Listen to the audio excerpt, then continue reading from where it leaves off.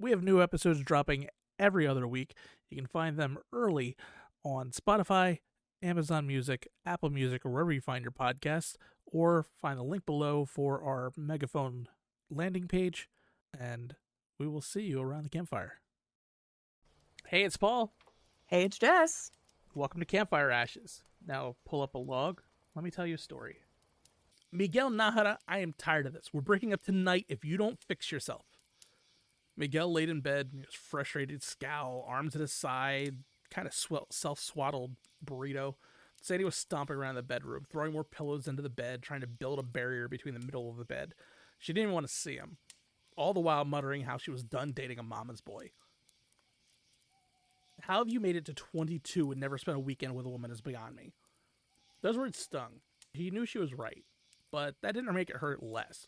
Miguel grew up in an ultra-conservative religious home outside of Puebla, Mexico, in a small village. His mother coddled him, but was also very strict. He was never allowed to play past dark with his friends. Halloween was for the devil. He had to read his Bible verses before bedtime. He had to obey everything his mother said, and he had to tuck himself in tight to keep his legs from under the blanket, or he would come. He was damn near part of the family, as often as his mom brought it up. Do your homework, or he'll get you. Make sure you wake up early for church on Sundays, or he'll come for you. Wash behind your ears, or he'll know. Listen to your mother, because she's the only one that can protect you from him. And don't let your legs hang, or you're his.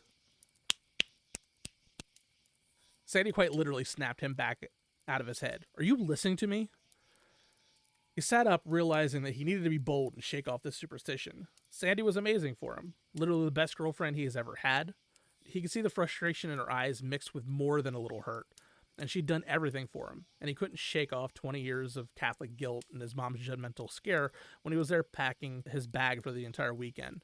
He made up his mind. This was his girlfriend. And even though they'd only been dating a couple months, he loved her. It was either his mama's boy or to be his own man.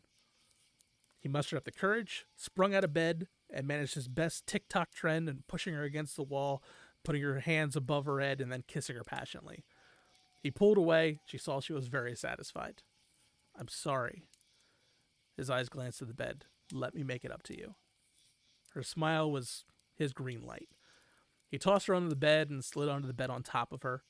He pulled the blankets over top of them, making sure to kind of hook his legs under the blanket, make sure they were like tucked under his feet. Better safe than sorry. The moments flew by, teetering between cute moments of their laughing as they got their hands caught in her hair, or them bumping their heads, and then the passion and the eagerness of a man eliciting just the right moans and gasps of breath. She postured up, reaching over the nightstand where their freshly purchased condoms had sat. She ripped open the box with her teeth with a little grrr. And once the condom was on place, she stayed up, guiding him along. They'd had the body count conversation and knew that she'd be gentle for a first-timer.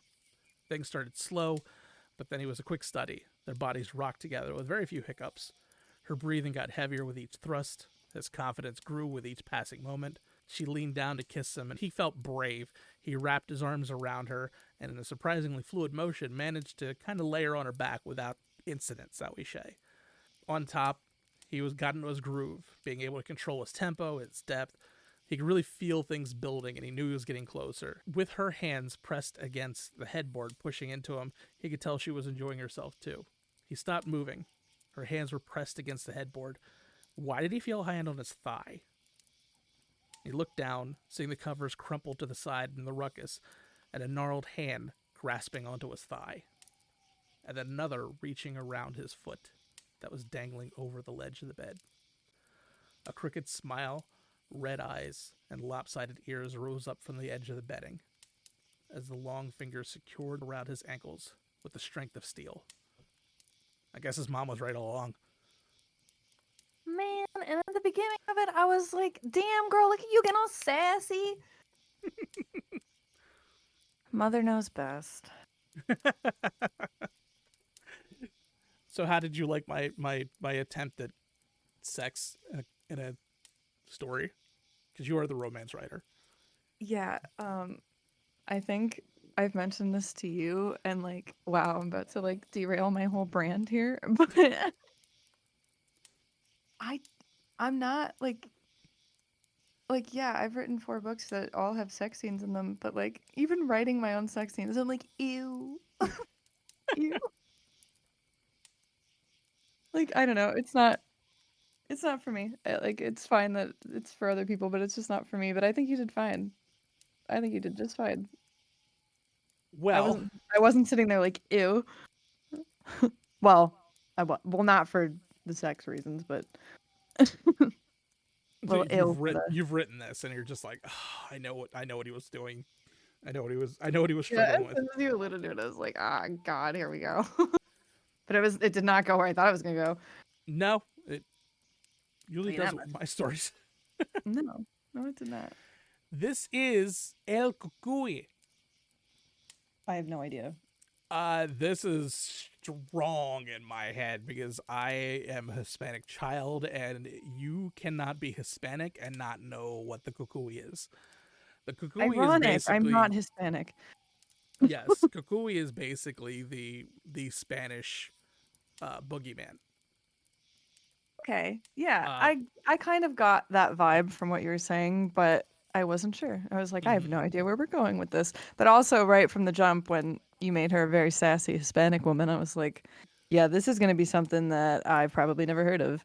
And it's correct. I have not. Mhm. I was right. So the Cucuy, as we know him, is more of a Mexican urban legend. Although we'll get into it, his roots go back far before Mexico was a country, and all that kind of stuff. Enlighten me. Um, but as far as like the modern interpretation of what the Cucuy is, it's very rooted in Mexico and the Southwest. So the Cucuy is much much of a Mexican urban legend, and basically uh, a father kind of threw his kids in a closet so that way he could go run some errands. And when he came back, uh, he saw that the barn and the house was on fire, and it killed his kids that couldn't get out of the fire because they were locked in the closet. Um, Lock kids in the closet. One, because this could happen, and two, because like child abuse. yeah. But he couldn't believe. He was like, I refuse to believe that my kids are dead, so I'm just going to look for them. So he just started roaming the countryside looking for kids in closets, and of course didn't find kids in closets because you don't put kids in closets. Also, Um, were you just breaking and entering into people's houses to be like, hold on, I'm pretty sure my kids are in there? yes. And Sure. then after years of looking for his kids, started to develop an appetite for eating children. And now he hunts kids and hides in the closet at night, waiting for the right moment to pounce, particularly when your legs dangle over the bed. Okay, so I have always had a fear of like letting limbs dangle over the bed. Like always. So much so that now my bed goes right down to the floor. Like you cannot put anything under my bed. And I will also sweat to death before I kick a leg out from the blanket. I'm cocoon. I'm cocooned up in that bitch and I will sweat to death before I let a demon get me. You are burritoed. I am a cocoon. I am a moth. So, um, much like a lot of the things, so it's very interesting in the U.S. because there's a lot of things that are very prevalent as far as like cryptids and things that go bump in the night and all that kind of stuff in the U.S. that we don't actually realize are very U.S. centric or very North American centric. So, like for example, like other people don't have Bigfoot, but like the legend of Bigfoot originated outside of the United States, just like the legend of the Kukui originated well outside of North America, even though it is very, very prevalent in Hispanic culture today. It didn't start in this area, but it gained prevalence based on a story written in 2001. So basically, like Ooh, like when we talked 21st about, century. so we talked about the chupacabra, where how there were like little things here going back to the 1700s. It didn't gain prominence until 1995 when it was named the chupacabra. It still blows my mind. Yeah. So this, even though it's, we'll get into how far back this goes. This was a story written in 2001, which was a bilingual children's book called El Cucuy, written by a man named Joe Hayes that lived in Pennsylvania. Wow, ironic. Yes, he lived in in the Southwest in his childhood, and became a storyteller and writing books for children for legends and folk tales. And basically, this is what kind of introduced it to like the U.S. populace. Even though, like, again, Hispanics have known about this forever, but this became the catalyst that kind of brought it to the forefront. Whereas, like, a lot of believe it or not, we're gonna touch on some of it coming up this year. A lot of the weird things that we know, based on these legends that we assume go back like hundreds and thousands of years, are very recent, as far as like where they came from and all that kind of stuff. For example, like Jersey Devil, 1700s, 1800s, but it didn't really gain prevalence until the 1920s when somebody like bought a kangaroo and then stapled horns to it, and then we got the Jersey Devil like look.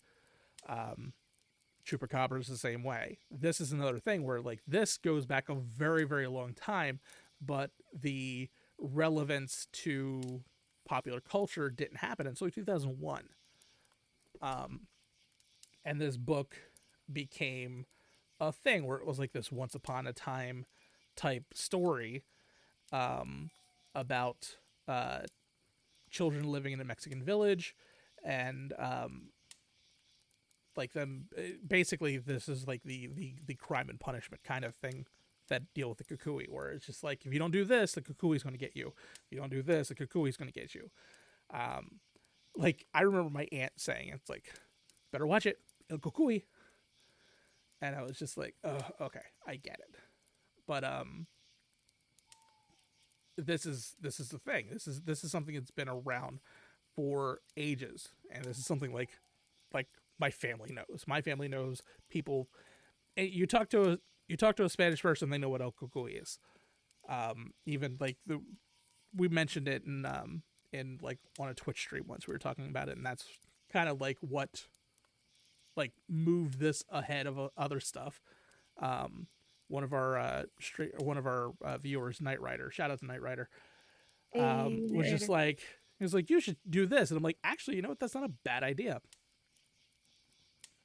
I'm trying to think if like my family ever said anything to me like that, like regarding the boogeyman or anything. Like, oh, you better do that because whatever. I think the only time they ever used that as like a tactic to get me to do anything is if they were like, oh, Santa's watching, like talking about like Santa Claus or whatever. Like, I don't think it was anything like scary. And then I Mm-hmm. distinctly remember my grandmother when I was a kid being like, Jesus is watching. So, you know, yay, religious trauma. Mm-hmm. Sorry, Mom. So that's basically it. He's I'm sorry, can I derail once more? go ahead. Calling back to sorry, Mom. My mom is very mad at me for the flying spider comment from previous Oh, is episodes. she? Good. She Good. finally got up in that and she's like, I'm with Paul. What is wrong with you? Good. That was horrifying. Putting wings on a spider. Why the hell would you do that? Sometimes I have ideas and they're not all good. No. Anyway, back to your thing. But anyway. So the Cucuy, even though like the modern interpretation of it has only been around for maybe 100 years or 50 years or whatever, and the fascination with it in the American culture didn't really come around until 2001. This has actually been around for a very long time. And by very long time, I'm talking as far back as, at least that I've seen, as like the 12th century. Oh wow. Um, El Kukui is technically um uh is a version of him is a Christmas monster, similar to Perchta or Krampus. Man, you should have saved this for like Christmas in July. Yeah, but it's yeah. Huh. Trying to think. Trying to think if I push this. It'd be close. Yeah, I could put this out of order and it could be close to Christmas in July. We're close to it. We're just gonna pretend that I did. So yeah, you're getting that. Yeah, yeah. This is Christmas in exactly. July. Wow, crazy. We totally Yeah, win. yeah, totally done. This is a win. He's referred to as el abuelo, or grandfather, the grandfather. But he's No thanks. in I that don't want to be version. afraid of my grandfather. Yeah, in that version, he has to discipline your kids if they don't take their catechism and prayers. So it's very much a religious, like, Christmas tradition. But Are you saying that he's called the grandpa or the grandfather just immediately made my little pea brain go, I'm tired of this, grandpa. Well, that's too damn bad. well, that's too damn bad. God, I love foals. Anyway. The word kukui comes from el coco, which is basically like the head. Like it's like a it's defined in Spanish dictionaries as the boogeyman. Or they called El Coco or the Coco Man or something like that. This kind of originated into the 12th. Is that where we get the candy man? I didn't see anything about that, but I could definitely see where that could be a thing. Because me hearing that, I'm just like, his name is Chocolate? I have to make jokes, otherwise I'm going to cry because I'm very scared of it. It's okay. This came back from, we're talking going back to the 12th century. And this originated in Portugal. The idea of this thing called the Coco Man or El Coco. And you see that as originally he was an old man, kind of reptilian. This kind of does blend into the chupacabra. He's kind a of lizard person. He is kind of a lizard person. He's reptilian, and or his like his skin is kind of leathery and has that like sheen, like a reptile kind of thing. But he's much more like he's much more portrayed, at least in the 12th century, as like a jack-o'-lantern, like a person with a skull head or a pumpkin head, kind of thing, that like a very like bulbous kind of skull. Think like Jack The from Headless Horseman. No, think more like Jack from Nightmare Before Christmas kind of thing. Yeah. Yeah. He would be more closer to El Coco. Okay. Because that's what that is. Coco, back then, Coco would mean skull. Oh. Not chocolate. Oh. And So Disney just named a movie Skull? I mean, not far from the truth. That's a fantastic film also, by the way. I've still not seen Coco yet. Bro, please fix that. Did you see Encanto? Yes, I've seen Encanto. Okay. Yes. Well, watch Coco. I was kind of forced to, because it was basically Good. I had to understand why we don't talk about Bruno. Good. But also watch Coco. I will and watch bring Coco. tissues. Yeah. But watch Coco. But also there are stories where the Kukui is a severed head. So he does come into like the Headless Horseman, like the Headless Horseman, a lot of that kind of stuff. I was like, I'm onto something, I told you.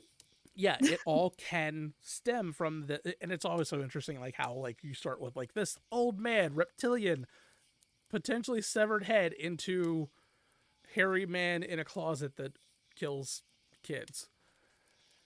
I But don't fuck with either.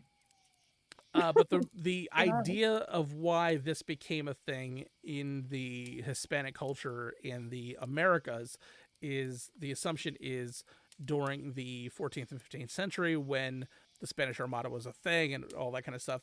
Portugal and Spain kind of had an alliance. It was basically like a kind of like an empire onto its own. And when they started their conquest of the Americas, they also brought their folklore into the indigenous people, and those indigenous people saw, I guess, parallels to their things, and then it morphed and morphed and morphed until the Mexican cultures kind of had their version of the boogeyman. But yeah, like the Kukui is like the Coco Man or Coco. It's all of that is traced back to like historians and all that kind of stuff. Trace it back to the Iberian Peninsula. So it started in Portugal and Spain and those areas. They all kind of share the same colloquialisms.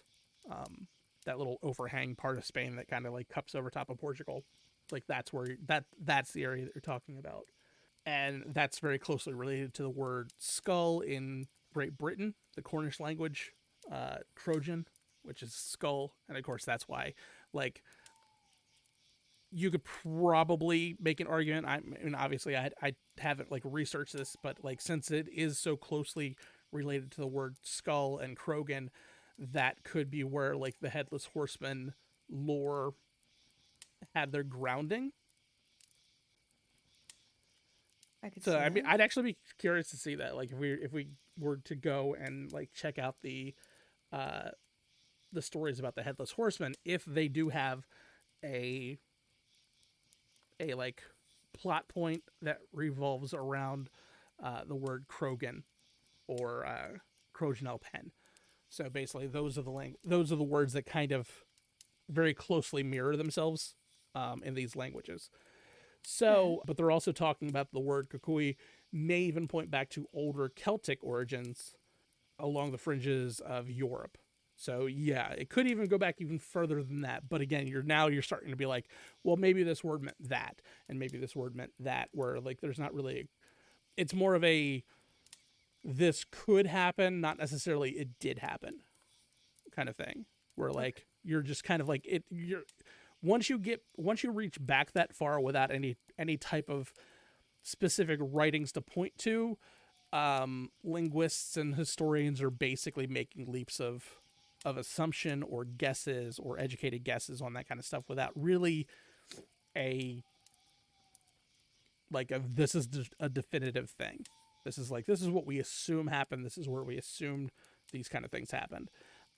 But because of that, we know that the story can go back thousands of years because of where things were moving in those areas. But apparently, the first written word of the Kukui is written in a book in the year 1274. Oh wow. Yeah, and it is back, but there it's Coca, and it describes a malignant sea creature. Ooh.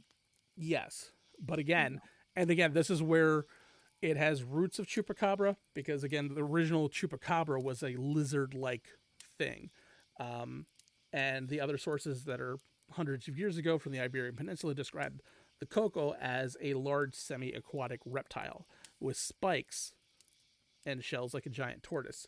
So the spiky things from chupacabra and stuff like that. And the diet at the time in the 1200s was 3 cats and 3 bad children. That's what it had The to eat hell? a day. The hell? Yes, but then you move to the 1400s, and the cocoa was again like the severed head kind of thing. It was a hollowed out vegetable, often carved with a scary face to represent the creature, or a severed head may have been carved of wood and fashioned out of clay to scare children to believe about the kukui. Why? In Why fact, just a specific like? Why not a specific vegetable? You know what I mean? Like, why was it just like, just carve a vegetable? In fact, the word coconut comes specifically Oh, from this Portuguese legend of a severed head of the but cocoa. that's not, that's, Even though, it's a even fruit. though, yes, even though it was a fruit, but like the word coconut comes from that because when they first encountered it, by Vasco da Gama in the late 1400s, he saw that and was just like, "Oh, you know what that looks like? It looks like El Coco."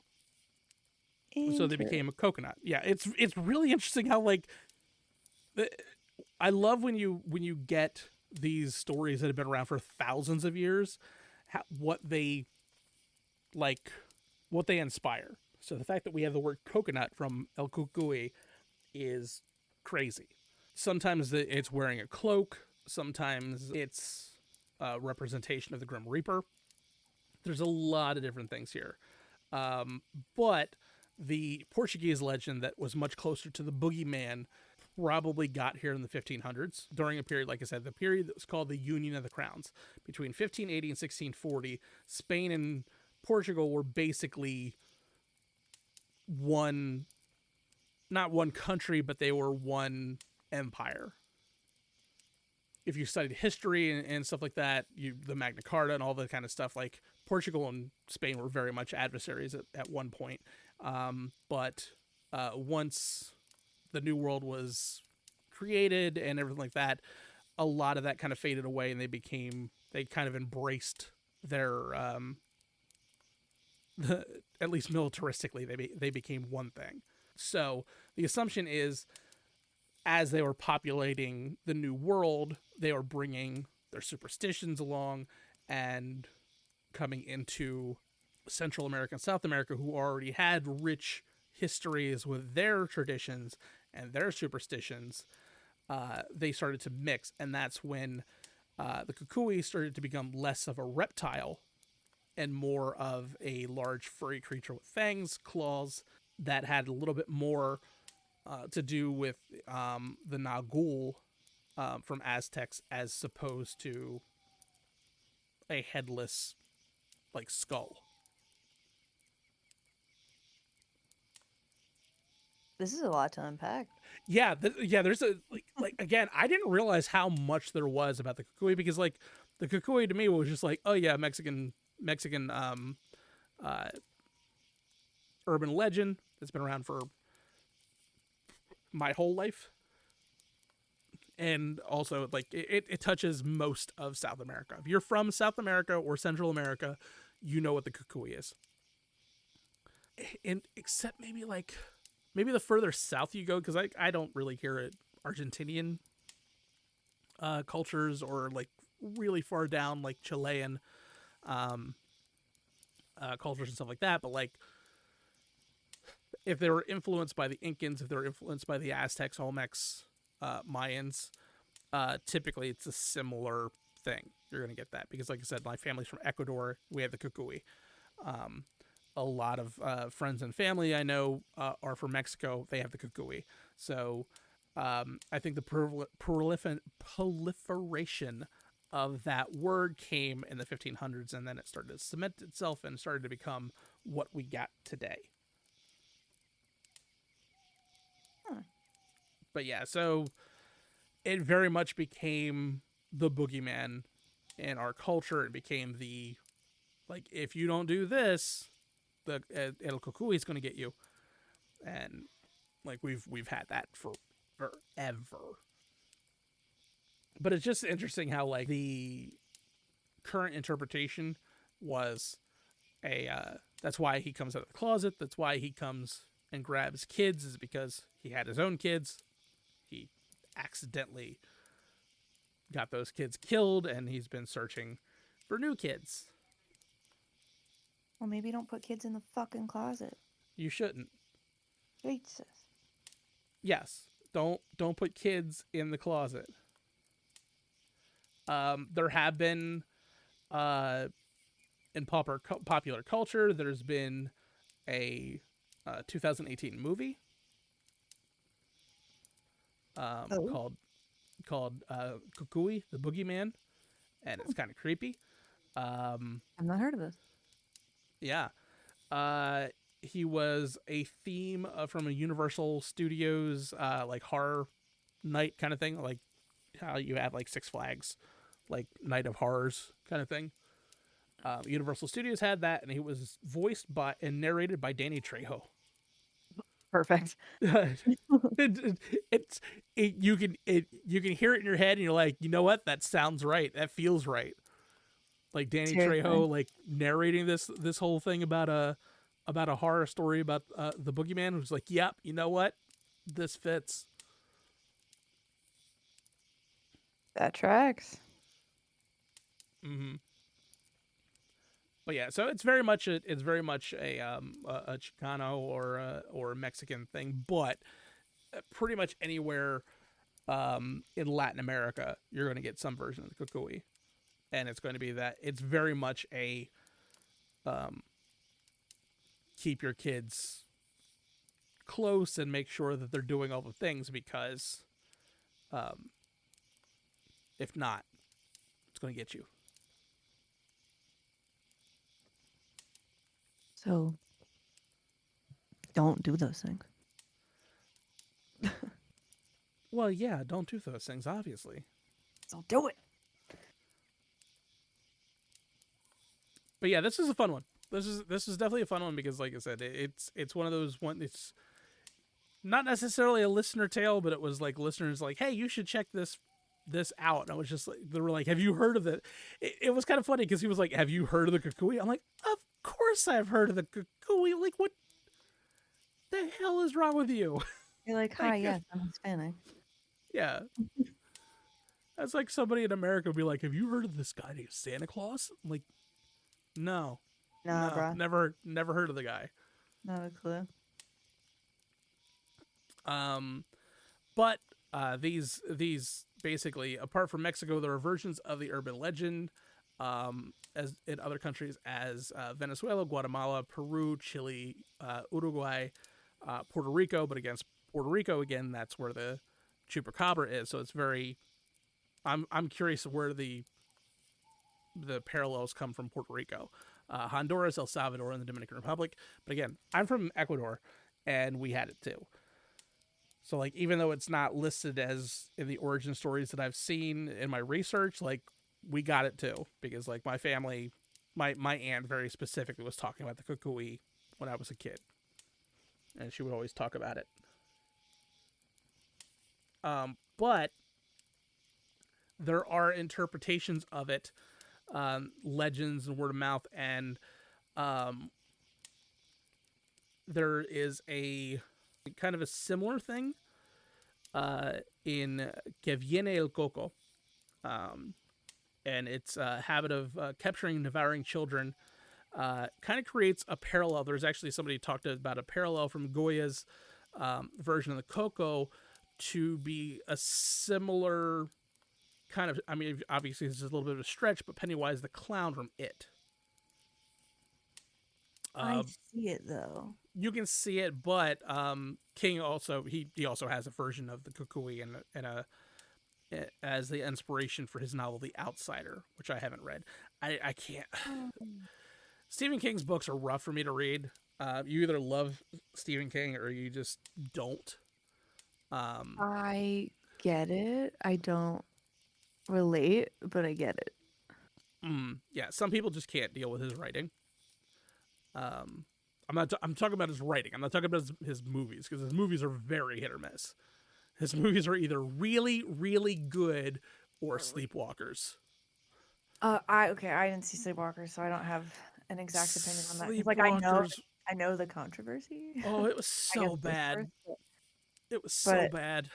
And Thinner. Thinner was also not a great movie. I don't think I know that one at all. But yeah, That's John Lithgow. really, Mm-hmm. I just I say just, but I mean within the last year, I read Misery, I read Carrie, and I'm working on The Shining, and they're all very good. But like, yeah, he draws out points a lot that don't need to be drawn out. Mm-hmm. I get it. It's not for everybody. Yeah. I think his books are just kind of daunting because like when it's just like, hey man, I want to read The Stand because like there's a thing, and then you look at the book and it's like it's 1,000 pages. I'm like, but do I wanna? Okay, well, Misery, Carrie, and Dead Zone all short. Okay, Or well, I might have lied about Dead Zone, but Misery, Carrie, and The Mist are all short. okay. So if you want to read Stephen King, those are my 3 recommendations. Mm-hmm. Much shorter, yeah. Because like I saw The Stand and it was like Read 1,000 it. pages. I don't want to read it because like, You could kill someone with that book, and I mean the paperback, not even a hardcover of that book. That thing's a brick. oh, is it really?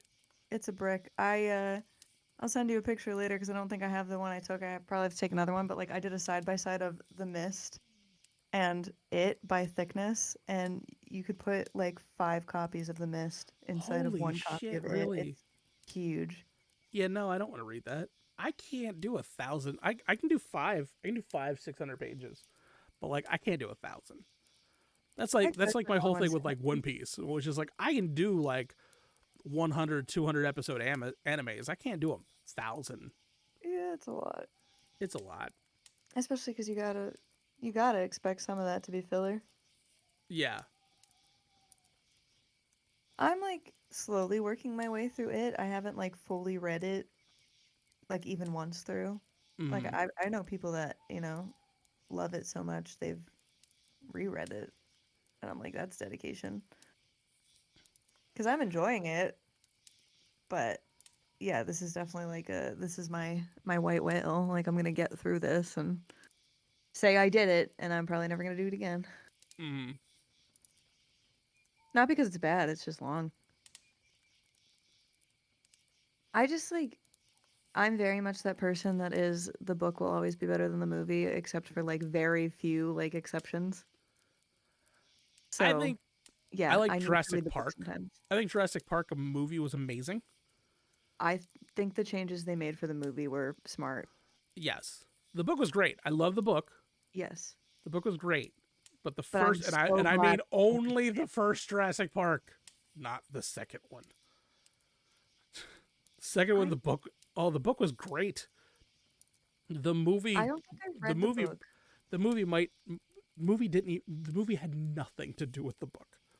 I don't think I read the second book for Jurassic Park. I didn't hate the movie. I hated the movie because I made the mistake of reading the book before the movie. And I was just I like, mean, "Oh, that's not a can't mistake. wait." It's not a And mistake. then oh, it was for this Yeah. because it's so wildly different. Is the Like second one where they end up in San Francisco or whatever? that yeah, that's the second movie. Yeah, okay. And Yeah, there's a in the dinosaur book. drinking out of the swimming pool and Yeah, no. okay. None of that happens in the book. In Then the what's the book, third one? there are like 5 people in the book total. It's Okay. like 5 people in the book total. It never gets off the island and that's it. Oh, So like very different. armies and getting into San Francisco, none of that happened. Oh. Yeah, that's different. Yeah, Did the it book have was Jeff Goldblum? yes. Okay, then we're good. Because if Ian Malcolm's not there, I don't care. Yes. It was an Ian story, but Good. So the everything one else the was third Jurassic Park. Oh, huh? kidding. Kidding, I remember the third Jurassic Park. I I get the don't think second and third confused. I don't think there was a third book. But I there know was there's a a 1 third and 2. movie, but I I mean don't. there's 5 movies. But no, there are 6 movies. Well, I meant not counting the worlds. Mm. I just meant like Jurassic Park 2, Jurassic Park 3, and then I was like, wait, what was the third movie? And I'm like, oh no, I remember the third movie because Billy's in that. Mm-hmm. That was a time. So You know, the I only watched the second and third Jurassic Park movies like last year. I As mean, as a kid, I was like, I only care about Jurassic Park 1. You can't tell me shit. you can kind of you don't need to watch the other two. I liked them. The only They're time you good. need to watch the other two is because you have to understand what happened between like Jurassic Park and Jurassic World. Like that's Which pretty that I did much. not see 2 or 3. I only saw Jurassic World. Mm, I gotta catch up on those. But more importantly, I gotta catch up on Star Wars. Anyway, back to this so we don't get on another tangent. what? Us and tangents and this, yeah. So the Me with kukui, ADHD?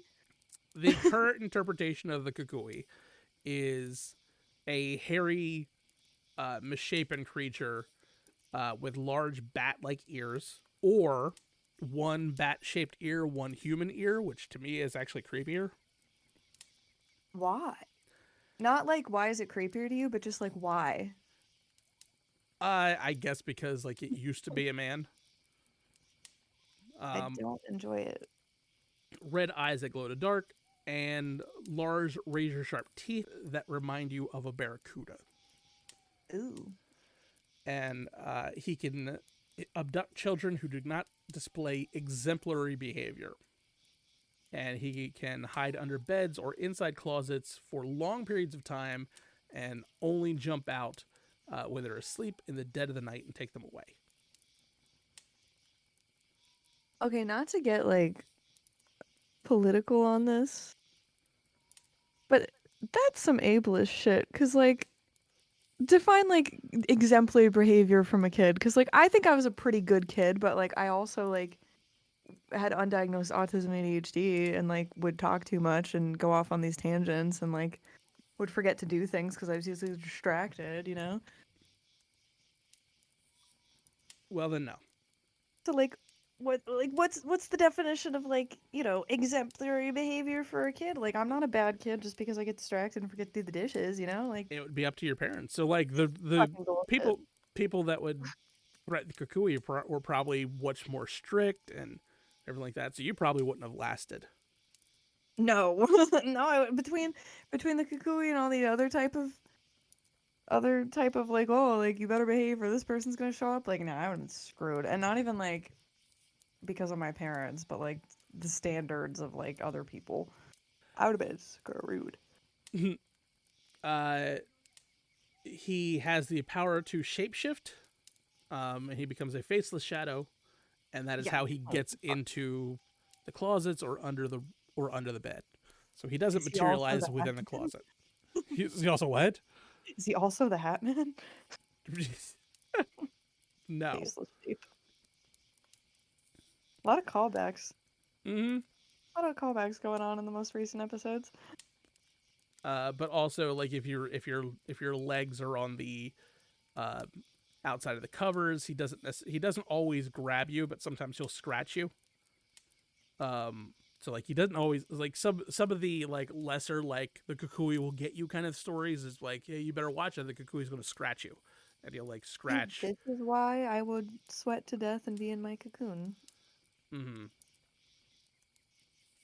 And then people have reported having difficulty sleeping after the threat, and then wake up with sore feet, red scratches, or gashes on their legs. Oh, thanks. So yeah, this is creepy. Like it's creepy, but it's so interesting how like this is very much, at least in the popular culture, coming from that 2001 book. That's kind of how, like for example, like our the U.S. fascination with like Cinco de Mayo, where it's rarely even talked about in Mexico itself because it's very much a very localized tradition in Puebla. Okay.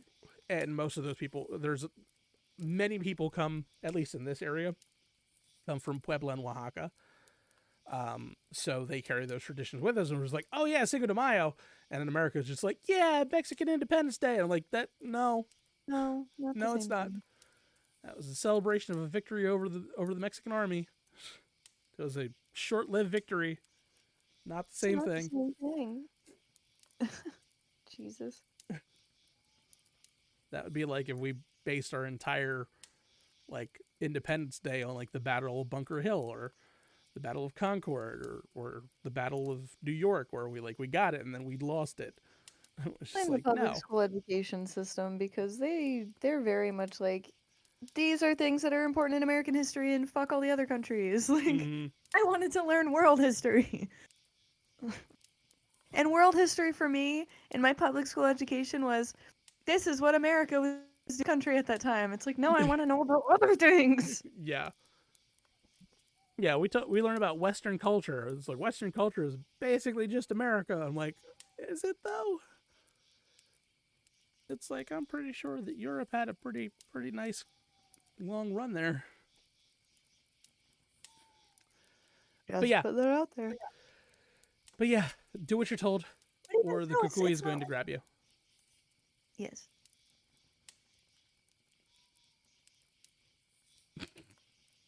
But even so, it's not even like Native American history. No. Like white American history. And I'm like, fuck you guys. I wanted Mm-hmm. to learn other things. Well, in Western culture, you can learn about the kukui because it's largely a Western monster. No.